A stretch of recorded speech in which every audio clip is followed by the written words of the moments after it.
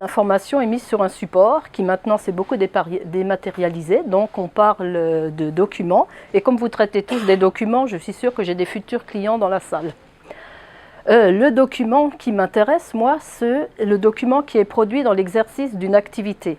Autrement dit, peu importe sa date, peu importe son support, qu'il soit papier, qu'il soit audiovisuel, tout ce qui est lié à une activité détient une information qu'il va falloir que je gère. Et pour gérer cette information, il y a des questions qui se posent. À quoi ça sert de gérer des documents, de les conserver?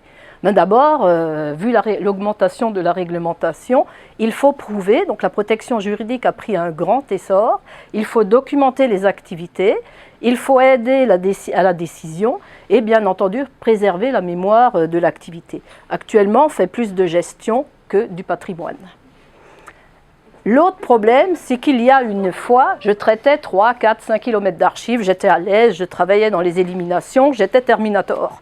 Maintenant, je me retrouve dans des documents dématérialisés et donc j'ai des petites machines mais avec une multitude de données qui posent des problèmes juridiques, des problèmes de droit d'accès et de conservation.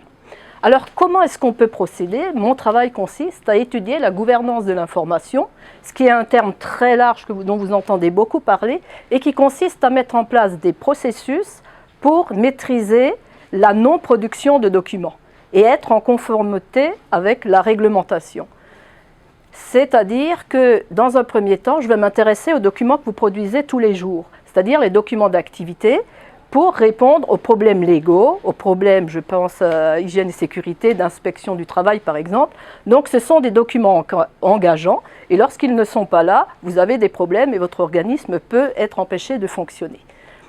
Pour ce faire, on m'a intégré à de l'expertise puisque nous sommes en train de revoir les normes internationales de gestion documentaire, entre autres les normes sur les documents d'activité et le record management. Alors je suis française, c'est pas que je veux mettre de l'anglais, mais c'est le terme de la norme, donc ne mettez pas gestion documentaire, c'est pas juste. Qu'est-ce que cette norme, elle dit?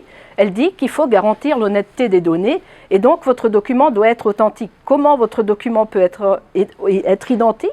Il faut une signature électronique, il faut un eurodatage et il faut qu'il soit non modifié, non altéré, donc il faut une empreinte numérique. Il faut également assurer la fiabilité du document, savoir dans quel contexte il a été produit, par qui, comment. Donc on va mettre de l'information et le grand problème actuel, c'est toute l'accessibilité des documents, puisque maintenant le document s'est dématérialisé puis se promène partout. Donc il faut des habilitations d'accès et puis le problème, c'est trouver l'information, elle n'est pas trop difficile, mais c'est la retrouver. Et quand on la retrouve, le problème, c'est qu'on laisse des traces. Et quand on laisse des traces, on se retrouve avec des problèmes de vie privée et on se retrouve aussi avec un problème du droit à l'oubli. Il y a des avocats actuellement qui travaillent sur les codes d'accès parce que les conjoints ne laissent pas les codes d'accès et puis du coup on ne peut plus rentrer dans les comptes en banque. C'est un des problèmes. Mais le problème le plus large, c'est la pérennité de l'information. Les supports actuels ont une durée de vie de 10 à 15 ans. Et les documents, eux, il faudrait les conserver beaucoup plus longtemps. Donc, il faut faire migrer vos documents, il faut faire de la redondance pour éviter que vous ayez des grosses catastrophes. Alors, par exemple, en pratique, on a travaillé avec la librairie Pélagie, on a mis en place un plan de classification, on a travaillé avec les États généraux de la jeunesse, qui avaient fait un super fichier partagé, mais qui se promenait dans les nuages, tout le monde accédait même à des documents confidentiels. Donc là, il y avait un gros problème d'accès. On a travaillé au Salon du Livre, où beaucoup de gens partaient, donc on perdait l'activité. Alors là, vous avez un exemple de plan de classification avant, après notre passage. Donc l'objectif, c'est d'éviter une tour de Babel et de créer une logique commune à tout le service. Non, ce n'est pas ton plan.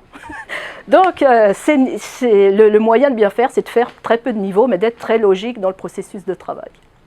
À côté du plan de classification, vous avez toute la réflexion sur la dématérialisation des documents.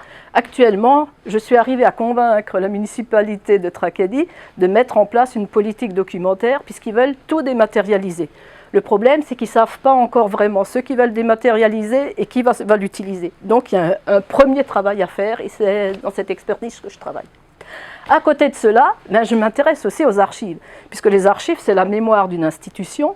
Et en Acadie, quand on veut trouver des archives françaises, ben, les archives religieuses, des archives francophones sont très intéressantes, puisqu'elles nous permettent de retracer le développement des soins en français et l'éducation en français. Donc nous avons monté un groupe de recherche en patrimoine religieux acadien avec Nicolas Landry, et nous profitons donc des anniversaires, parce qu'il y en a beaucoup en ce moment, pour travailler avec la communauté et lancer des livres. Donc on a fait l'enseignement Chipagan pour les 50 ans de notre campus, et nous avons également travaillé sur le centenaire de l'Académie Sainte-Famille de Tracadie, qui a fêté son centenaire en 2012.